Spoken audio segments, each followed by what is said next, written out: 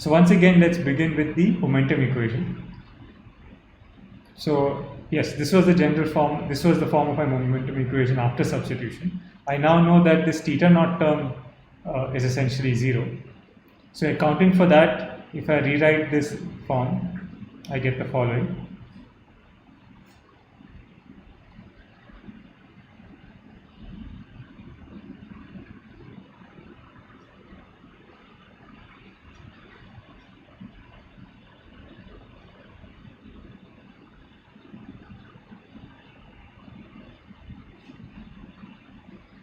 Is that right? Yes.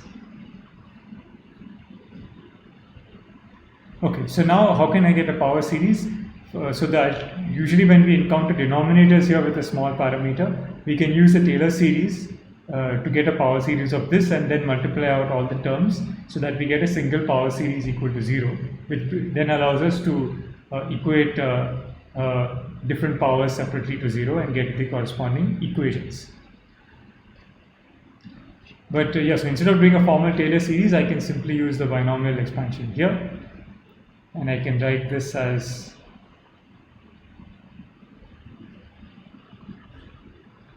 so this is 1 plus Brinkman beta theta 1 to the whole minus 1. So up to order of Brinkman number, since I'm not going to higher orders, this is just 1 minus Brinkman number beta theta 1 tilde times d by dy tilde of u naught tilde plus Brinkman number u1 tilde.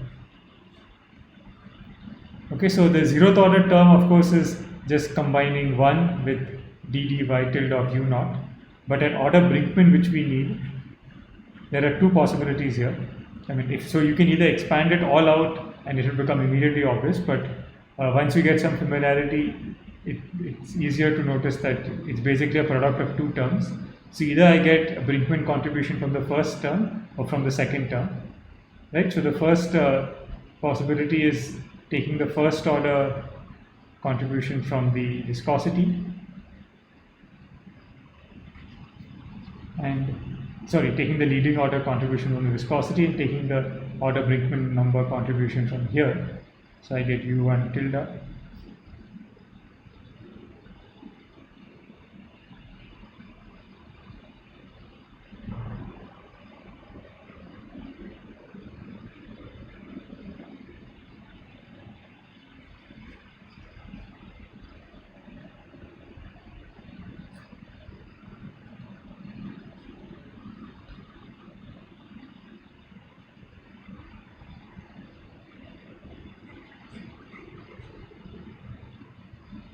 of u naught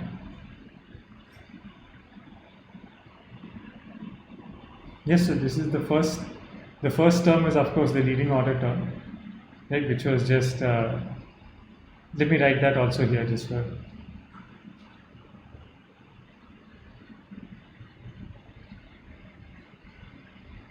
right. So the first term is just d dy square of u naught, where I take 1 and I take u naught from here. Right? Then the second term is taking 1 and taking d dy of Brinkman number u1, that's a Brinkman number order term. Then I get the next term by taking the Brinkman number term of the viscosity times u naught. And then you have, of course, the final term.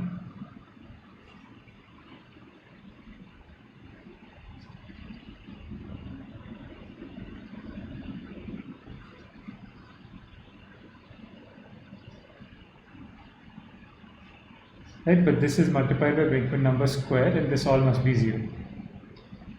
So now, because this is a Brinkman number squared term, I can immediately neglect it, right? Because I'm only interested in my series right now up to order of Brinkman number. If I want to account for this term, just keeping this here would not make sense, because this would tell me that this term is equal to 0, which is not true, because in reality I should have gone back to my perturbation expansion and included u2 tilde Brinkman number squared. Then when I substituted it in here, I would have got additional terms at the second order, which would have been the correct equation for the second order coefficient of the perturbation series expansion. But since I'm not doing that here, the appropriate thing is to treat Brinkman number squared terms as basically 0 and ignore them from the equation. So that then leaves me with two terms of order Brinkman number and my zeroth order term. So I already know from the 0th order problem that d square u naught tilde by dy square is 0. Yes, so I can basically knock this off, which just leaves me with my first order problem. And since this can be reduced to something multiplied by the Brinkman number equals 0, and I know the Brinkman number is arbitrary and non-zero, it gives me the equation at order 1, which is basically d square dy tilde square of u1 tilde equals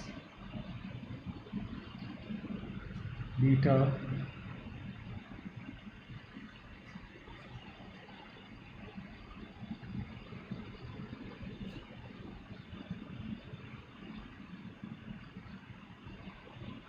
so I took beta out, the Brinkman number will be taken out constant, the negative sign becomes positive because I take it to the other side. So I have theta 1 tilde, theta 1 tilde times now the derivative of the base solution u naught, which I know is just unity. Okay? Because I solved the 0th order problem here.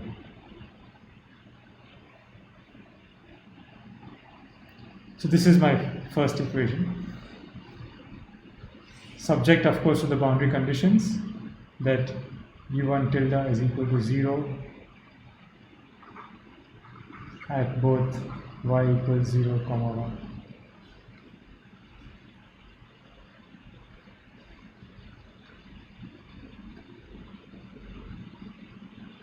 Right, as we showed here. Because of the top plate, the entire top plate order 1 velocity is accounted for by the order 1 solution. And the order Brinkman solution is has a 0 boundary conditions. Okay, so you see the nature of the first order problem is very interesting. It has a component that looks very similar to our 0th order problem in that you still have the second derivative of the unknown velocity. But now, unlike the 0th order problem which had a 0 right hand side, here we actually have a forcing term.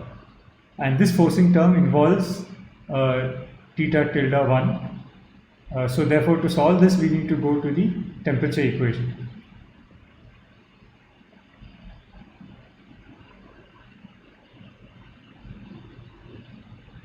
So let's look at order of Brinkman number 1 from the thermal equation. Yes, here. So to obtain this again, we have to substitute our expansions for theta tilde and u tilde in here, right? Our perturbation expansions. Account for the functional forms of viscosity and conductivity, again using the perturbation expansions there, and then collect terms separately by different orders of Brinkman number and just look at all the terms multiplying Brinkman and set them to 0 because the right hand side is 0. Once again, in doing this expansion, you should ensure that you set all the terms multiply by Brinkman number square to 0.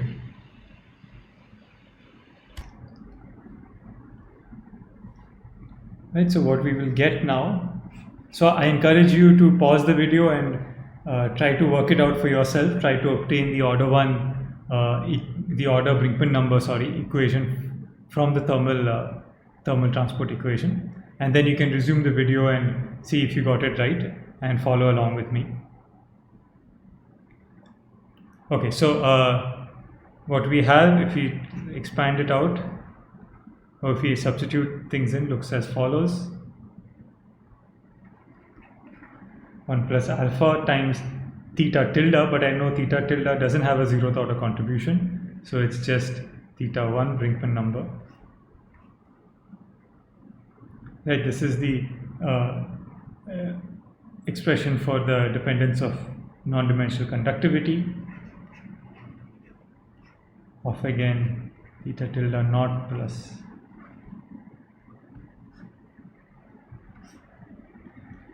now the Brinkman number times, so in general I would have the Brinkman number times, I would have to put in the expression for the viscosity and the velocity, their perturbation series. But now I already know that I'm just looking for the first order terms, Brinkman number to the power 1 terms, the first order correction. And therefore, I know that since this entire term is being multiplied by a Brinkman number, the only terms that will survive at order Brinkman number is if all the stuff multiplying here is taken to be the 0th order terms, that is Brinkman number to the power 0. So I will therefore take this to be multiplied by mu naught d u naught tilde by dy tilde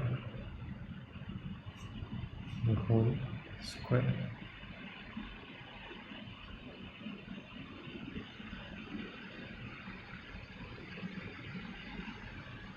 Right, so please make sure you understand this. In general, I could have substituted this to be mu naught plus basically beta theta 1 tilde times Brinkman number. And similarly, the velocity would have to be substituted as the expansion, but any Brinkman number terms would multiply the outer Brinkman number and give me Brinkman number squared, which I would set to 0. So it's natural that the only surviving term would be a term of order Brinkman number as I've written here. But now I still have to simplify this, and remember we are interested in retaining the order Brinkman number term. The 0th order term I know will just go to 0 because I've already solved the 0th order problem, and any Brinkman square terms I'm going to neglect. So we can again use the the fact that there are two multiplying factors here. But a simple way to make sure you don't make a mistake is just to expand this out into all 4 terms and then simplify it.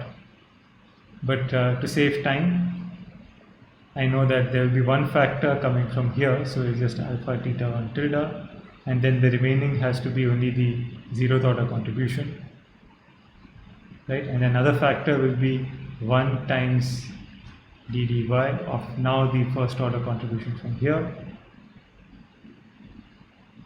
and all of this multiplied by the Brinkman number plus Brinkman number mu naught must be equal to 0. This is at, of course, order of Brinkman number, right? And therefore this gives me the equation for my field theta 1 tilde. Remember, theta naught is 0, so this basically goes to 0. There's a tilde here, of course.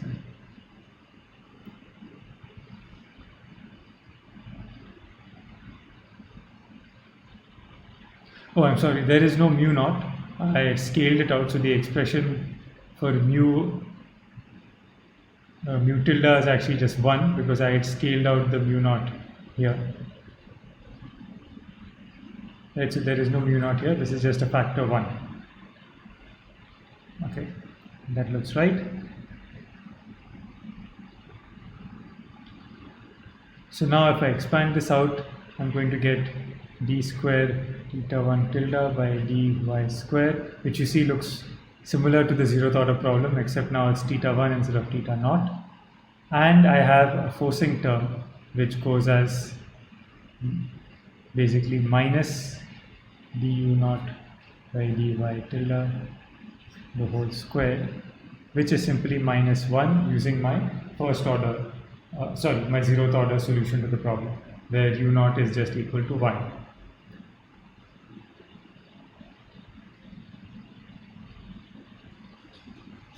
Okay, so far so good. And this of course is complemented by my boundary conditions. So again, if you now look at the problem that we have at first order, you have a sort of functional form for theta 1 and u1 that's similar to what you have at the 0th order problem. But now both these problems have non-zero forcing terms in the equation. The forcing for the velocity involves the temperature gradients, right? But when I come to the solution for the temperature field, you see this is independent of velocity, because the viscous dissipation term that generates the heat is now estimated from the 0th order. That is used to calculate the temperature correction, the non-isothermal temperature correction, and that is used to compute the correction to the velocity field due to the effect of viscosity's dependence on the temperature. So you see that the mathematical calculation has given us a pair of equations that firstly are linear, right? The original problem was non-linear precisely because the velocity was dependent on temperature and the temperature was in turn dependent on the velocity through this dissipation term. Using the perturbation series approach, we've effectively linearized out that problem by decoupling the two. And the decoupling happens naturally through the perturbation process in a way that also makes physical sense. So what we're saying is in the zeroth order problem, there are no temperature variations, but there is a finite viscous dissipation. That viscous dissipation of the problem where Brinkman number is 0, right, that is used as a guess to calculate the amount of viscous heating and therefore the change in temperature. That approximate temperature change is now being used to calculate the change in velocity. And if you go to higher orders in the perturbation expansion, this would be plugged back in to get sequentially higher order corrections. And this process will work quite well for small Brinkman number. And in a sense, it should remind you of a kind of Taylor series type approach. However, asymptotic series are fundamentally different from Taylor series, and we will discuss that in the coming lectures. Okay, so let us now proceed to solve this first order problem. So given that it's linear, we can have hope to obtain an analytical solution. This certainly is a simple equation. We know the solution is going to be a simple parabola. And you can see that if I substitute the governing boundary conditions and solve this problem, I should just get, right, so I get d theta 1 by dy is minus some constant a, is minus y plus some constant a, and then if I do a second integration, I'll get theta 1 is equal to minus y squared by 2 plus ay plus b. If I then apply these boundary conditions, we will see that b goes to 0, and we will also see that a is equal to half, which will give me now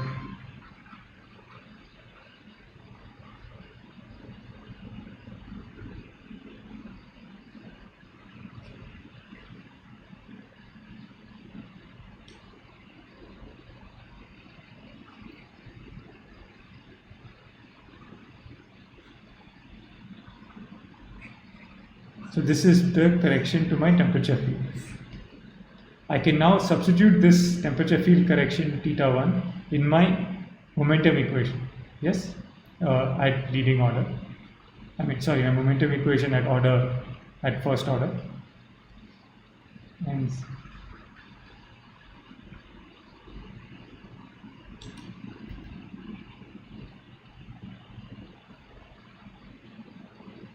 so that equation now becomes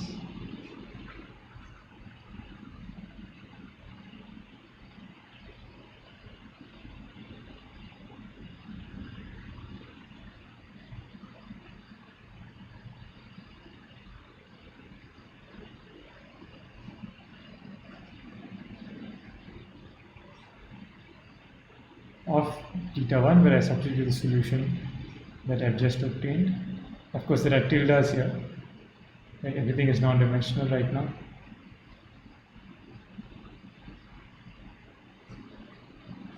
Right, so I can now expand this out. This is basically beta into half minus y tilde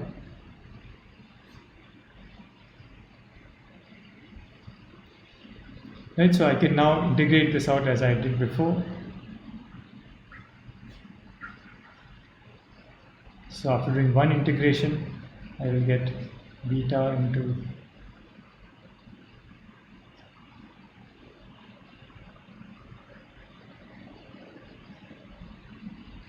I should just did some extra work here. I could have just integrated it out directly. Plus a constant. Sorry, I've already used a and b, let's call it c. And then I do a second integration.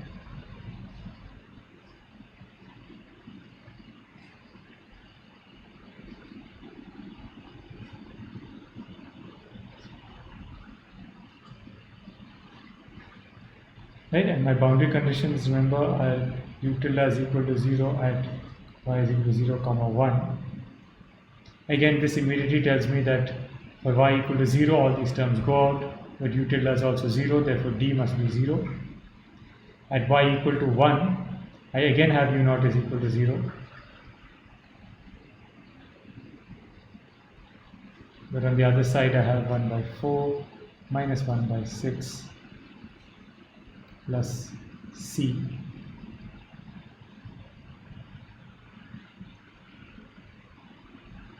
So of course y tilde, right, which immediately implies that c is equal to, this would give me well 6 minus 4, which is 2 by 24, which is 1 by 12. So c is equal to minus beta by 12. And therefore, I get u1 tilde is equal to beta times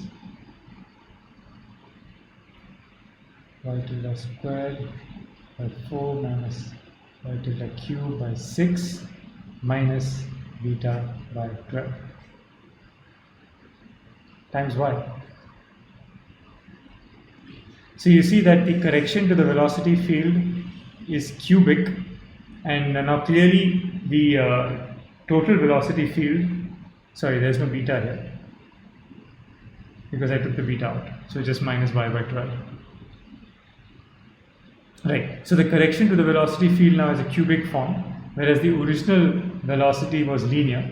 So the total velocity now, if I want u tilde, is just going to be 1 times y, so y tilde, right, this is the u naught solution, plus Brinkman number times the order 1 solution, u1 tilde, right, which is just beta into y tilde squared by 4 minus y tilde cube by 6 minus y tilde by 12.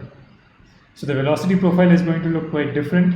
You have a cubic correction and also a quadratic term. So if you plot this and you vary the values of Brinkman number, of course for small values, you can see how the velocity profile will change.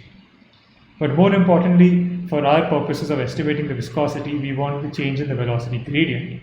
So while the velocity gradient at 0th order was constant, just equal to unity in our scale form, which means it was just equal to u by h, right, the applied velocity over the gap between the plates. Now we have a correction to that given by du1 tilde by dy tilde. Right, this is the order Brinkman correction, which can be just obtained from here by setting c as minus beta by 12.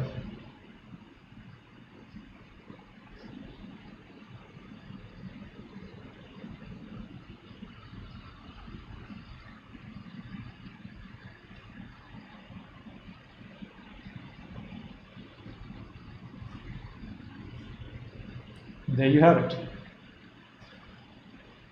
Okay, so this is going to be useful in a second.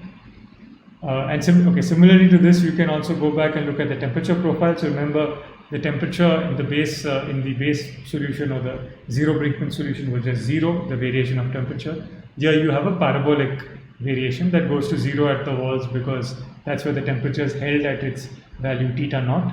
But internally, the temperature varies and in fact increases because you have viscous heating, as I mentioned. And since you know y goes from 0 to 1, this first term is larger than the second, so theta 1 is clearly positive. I keep forgetting these tildes, but you know, of course, that even if I drop them, they are still all non-dimensional. Alright, so this is my solution for u1. So now let's come to the eventual application, which is estimate the change in the apparent viscosity.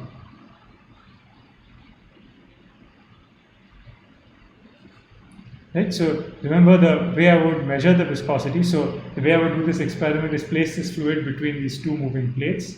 What I control is the motion of the upper plate, which I still move with a fixed velocity, capital U. I know the gap between the plates is capital H, and I measure the viscosity by using the following dimensional relationship.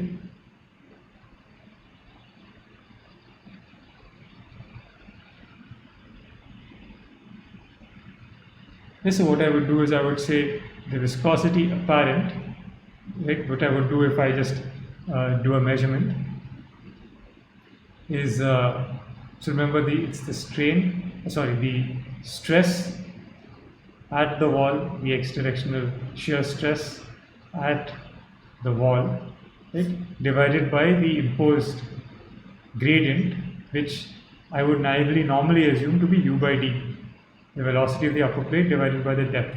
This is the definition for the usual kind of definition we use for the apparent viscosity or the measured viscosity.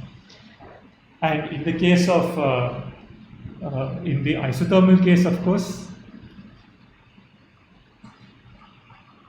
he said, as we already saw, this tau yx is going to simply be mu naught d u naught by dy tilde, and if I include the dimensional factors, I'll get u by d.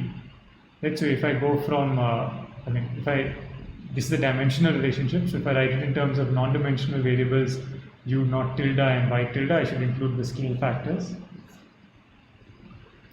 And you will see that these cancel out, this solution is 1, so I get mu naught. So the isothermal case gives me mu apparent is the true viscosity mu naught at the temperature at the walls theta naught. So this is what we hope for, or what the idea was behind setting up this experiment, to measure the viscosity. But now if there is internal viscous dissipation, the measured apparent viscosity from this relationship is not going to match mu naught, because we know that the shear stress is no longer given by this relationship but has a correction.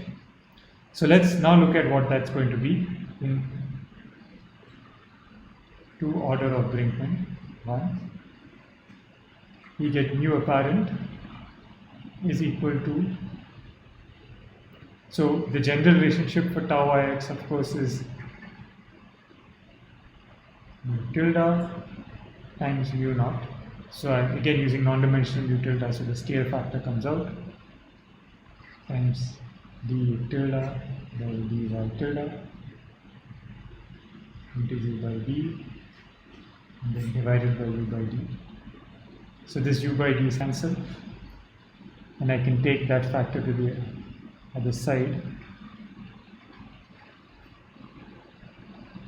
And now I can substitute my relationship for this, which is 1 plus beta times theta 1, because I know that theta naught is 0. Yes, into the expression for the derivative. So the leading order solution, of course, du naught by dy is just 1 plus Brinkmann number times, there's a Brinkmann number here as well. Theta 1 comes along with the Brinkmann number. So 1 plus the Brinkmann number times du 1 tilde by dy, which is exactly this, but this I want to evaluate at y tilde equal to 0. Right? I forgot to write that here, y tilde equals 0. So I'm measuring this stress at the bottom, which means I want to evaluate this at the bottom wall. So the Brinkmann order term from the gradient is du 1 tilde by dy, which is what we have here. And this evaluated at the bottom wall is just minus beta over 12.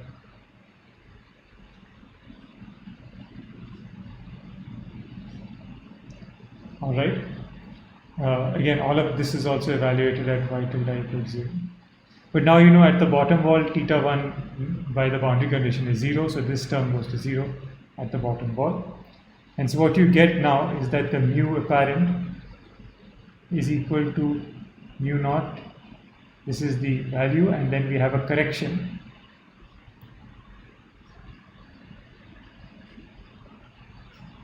Which goes as such. And of course, you have plus order Brinkmann number square mu naught terms, which we have neglected. Okay, so this now is my correction factor. right? So we have now solved this problem by perturbation methods, but we can now try to understand and see how it reveals some of the physics of the problem. So if we didn't have any perturbation methods again, what we would have done is a complex nonlinear solution of the problem, possibly increased the viscosity of the fluid or decreased the conductivity to allow viscous dissipation to have a stronger effect. And then we would have seen and done the similar sort of calculation to find the new apparent viscosity.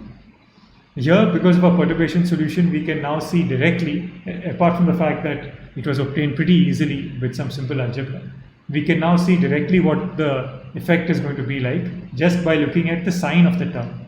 Right? So we know that the Brinkman number is a positive non-dimensional number which measures the extent of viscous dissipation. So if this goes up, we see it decreases the measured viscosity from the true value. So the viscosity we measure is going to be less than its true value because of viscous dissipation. This makes sense, of course, because the fact that beta is constant is what allows this to be negative.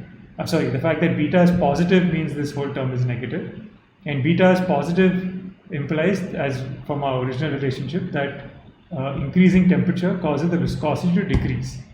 Right? So naturally, what viscous heating does is it causes the temperature to rise, and that rise in temperature reduces the viscosity, and therefore the viscosity we actually measure is going to be less.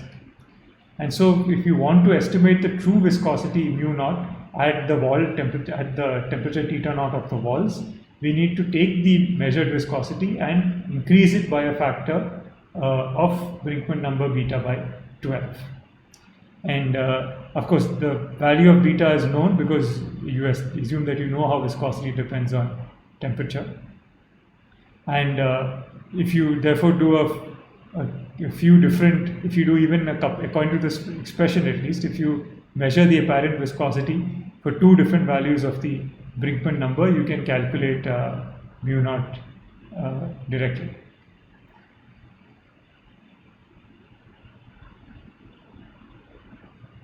In fact, even from just one measurement, if you know the Brinkman number, you should be able to do this. But that assumes you have some other estimate for beta, right? But suppose you're actually using this experiment to determine the viscosity for the first time, beta is an unknown because beta is the dependency of viscosity on temperature. So in that case, you just do a few measurements of viscosities, of the measured viscosities at different temperatures, and then you plot them against each other and do a linear fit, and you will get this expression. And you can, basically by fitting, you can get both beta and mu naught. Yes, so this brings us to the end of this calculation, which has shown quite nicely how you can apply perturbation methods to get a solution to what would have otherwise been a complex nonlinear problem. And moreover, it shows how you can quickly get understanding of the physics and of the first order or the leading order correction effects when this parameter is finite but non-zero. So this calculation can be easily extended to the second order in Brinkman number. You just take another term in the perturbation expansion and follow the same procedure, but now you also solve an equation for the Brinkman number squared problem. There you will see that that problem will have forcing terms from the lower orders, but it will still be a linear problem, and in this case it's easily solvable by direct integration. And so you should be able to add terms sequentially to the correction factor. I encourage you to do this calculation. It will help you get a better feel for the method and how each of the terms and equations arise. And the entire problem up to second order is solved and presented with a nice discussion in the book Advanced Transport Phenomena by Gary Lee. So you can try it out for yourself and then compare your results with what's given in the book. So with that, I thank you for watching this lecture. We will again stick with perturbation methods in the lecture to come, but look at some more examples in problems from fluid mechanics and deal with other aspects of and use those problems to illustrate and understand other aspects of this very nice method. Thank you.